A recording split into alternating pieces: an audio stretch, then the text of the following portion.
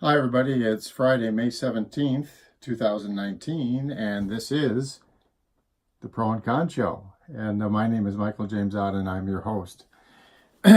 So, welcome to the show. I hope many of you have had a chance to look at other shows in the series that I've done, which is both here on Facebook and also on YouTube, on my YouTube channel. So I try to make sure that there's identical videos on both locations. The premise of the show, just very quickly, is to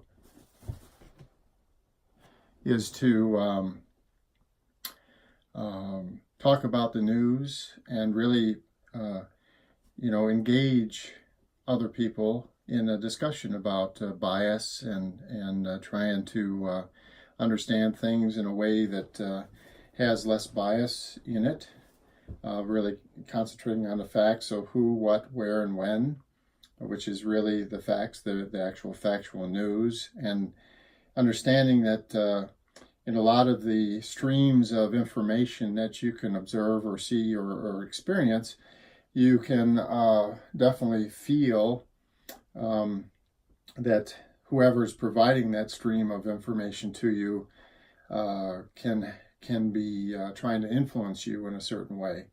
So they almost always go well beyond just reporting who, what, where, and when, and they get into this. They use language and pictures and things that are meant to evoke emotion and perhaps beyond emotion, like like actually fear or hate or something like this. And so what I do is there's 5 different websites from left to right. So there's leftmost would be Huffington Post, then there's CNN, then National Public Radio pretty much mostly has a non-biased view news feed for the most part, and then you start going right to Fox News and Breitbart. And so I look at the headlines, and then I share a few of the stories that kind of have a consistent theme or consistent story across all 5 of those websites, and point out the differences in how that information from that same story, the same news, is being presented in 5 different ways. So today, so Breitbart changes their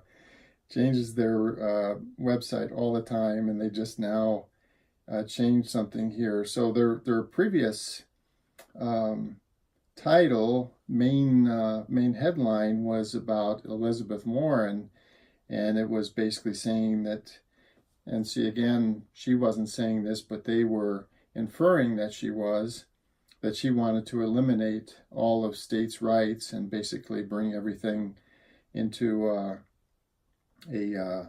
federal law instead of a state law. And now, amazingly enough, it doesn't even, I don't see it anywhere on their website. They've totally taken it off. I wonder if that's, if they recognized maybe that they had, an error in reporting or something here. Let's see. Wow. I don't see anything, although, okay, now, so here you go. Exclusive 2016 Arizona police report. A cocaine pipe was found in the car rented by Hunter Biden. So interesting that now. So I had just looked at these websites just minutes before we started the show, and had not expected that. I had expected to see the headline about Elizabeth Warren, and again, the headline was inferring that she wanted to eliminate basically state government and just go for like a federal mandated government across all states. So anyway, let's see if there's any more about Hunter Biden on the other websites as I go through there. And I'm just going to make sure I update them here. So now I look at Fox News. I don't see anything on Hunter Biden at this point. Of course, Breitbart was claiming an exclusive. Anyway, Fox News, their main headline is there's a college board president pushing new SAT policies. And he was the architect of a controversial Common Core program. I haven't read anything about that, but that is their main headline. And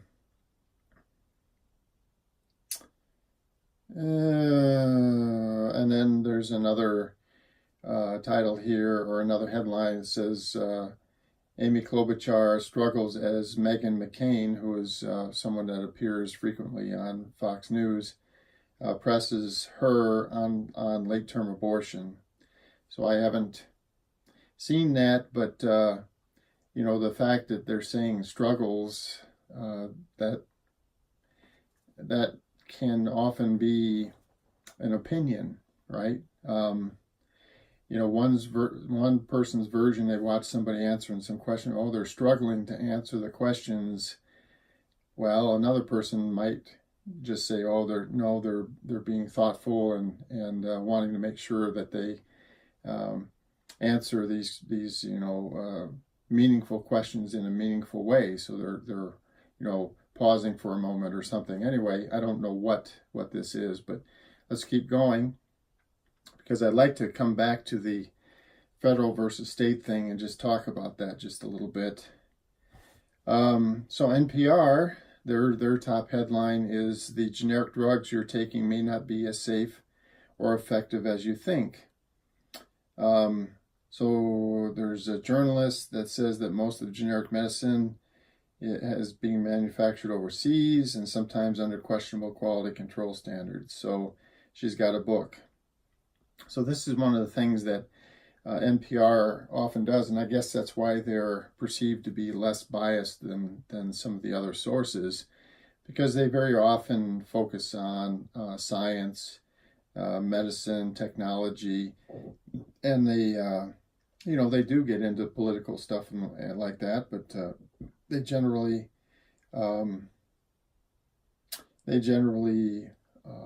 stay away from those headlines that are intended to evoke emotion and that kind of stuff. They don't use those use the words like that incite a lot of emotion.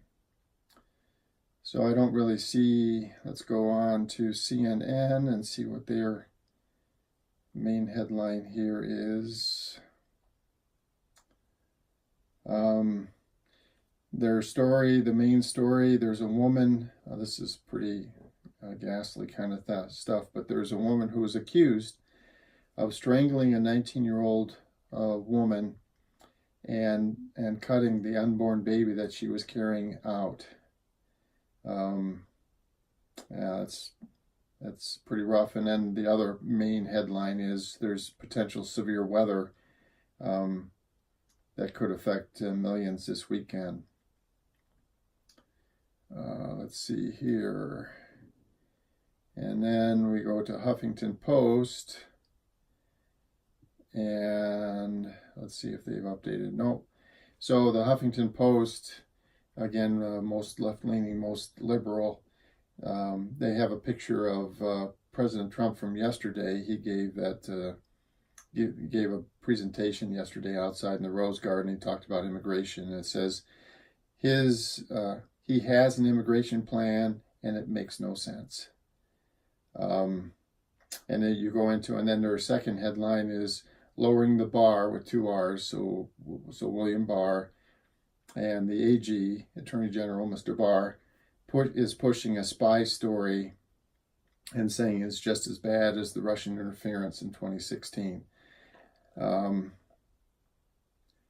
And then there's also a story about how the Democratic candidates, how are they going to come together and hopefully have some kind of unified agenda. And that's pretty important because I don't, well, never mind.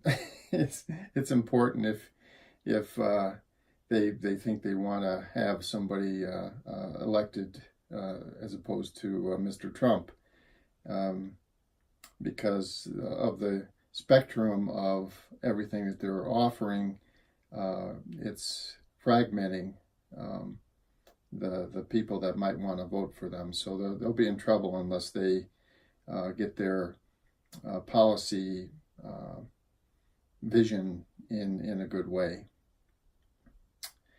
So I want to go back to to what was a Breitbart headline, the top headline about federal versus state laws and that kind of stuff. And I think Elizabeth Warren was also part of, she's like, well, this issue with abortion that's going on in several states, and it's a smattering where they are, but there's several states now, a handful, like 5 or 6, have really started passing these very restrictive abortion laws. And the one in Alabama has, the legislators that, wrote that legislation and then passed it on to the governor. They are fairly open about their want to write it in a way that they think it'll end up going up to the Supreme Court, because they're trying to overturn Roe versus Wade from back in the 70s. And so, but the Breitbart part of it was, hey, she's talking about maybe we should have a national abortion amendment or a national law on abortion as opposed to leaving it up to the states.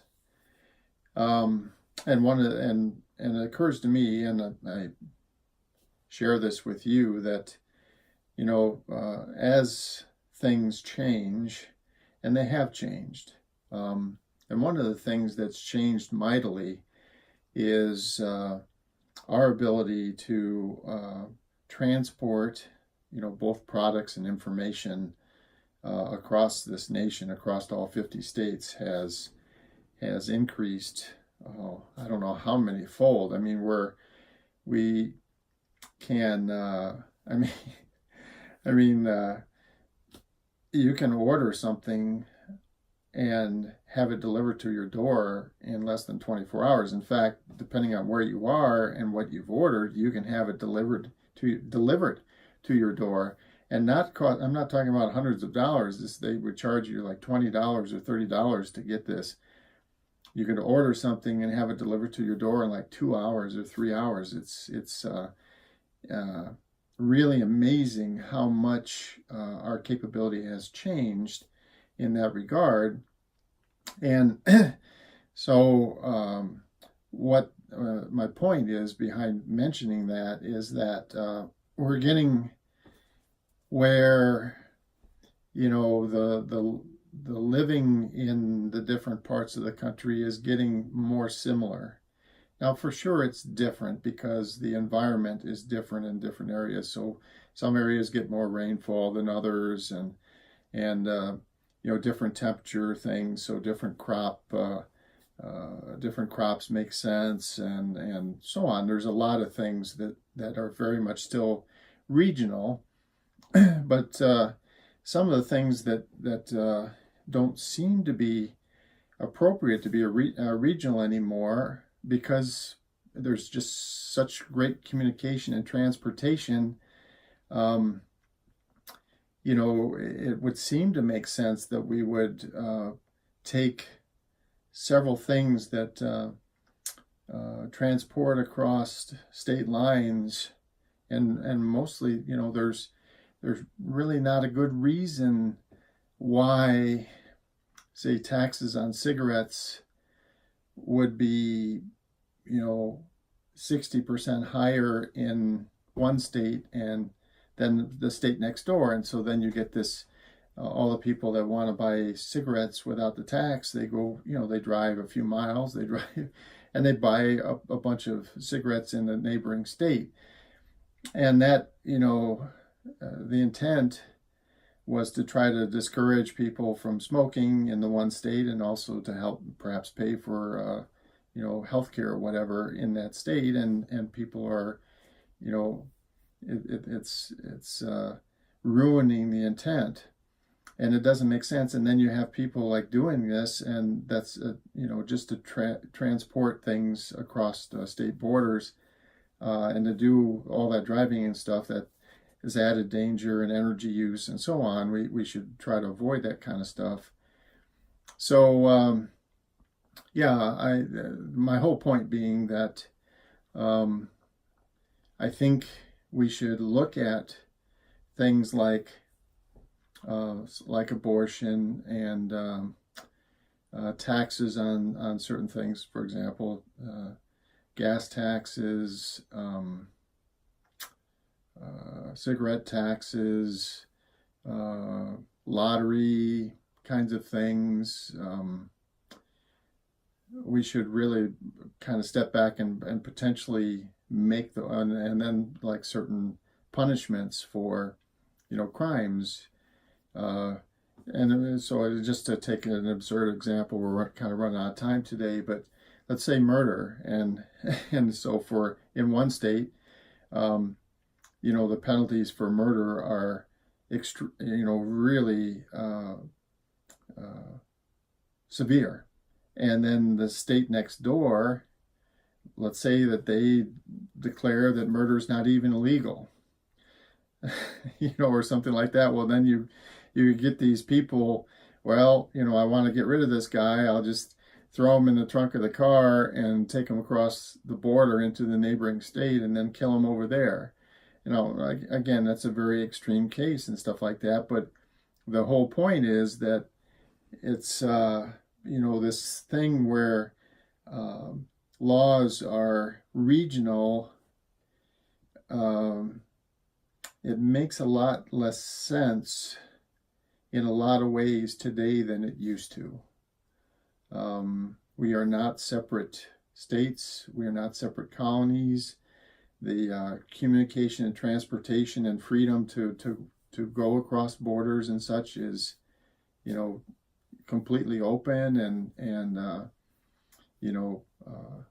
stimulates that kind of transport of whatever. And because of that, we should probably look at doing more things on a federal level to kind of make sure that in many ways that people in South Carolina are being treated the same way as people in Montana, especially things that would be very consistent, like things like serious crimes like murder or rape or these kinds of stuff. Anyway, so just wanted to see and have you thinking about, what would or would not be appropriate. And so we're running out of time. So this has been the Pro and Con Show for Friday, May 17th. Thank you for joining wherever you are. Hope you'll join me again tomorrow and every day thereafter. And we'll talk about the issues, try to get the bias out, and try to keep that conversation between you and me and all of our neighbors, reasoned and reasonable and open to, logic and appropriate policy and law going forward for one and all. Have a great evening, everybody. See you again tomorrow.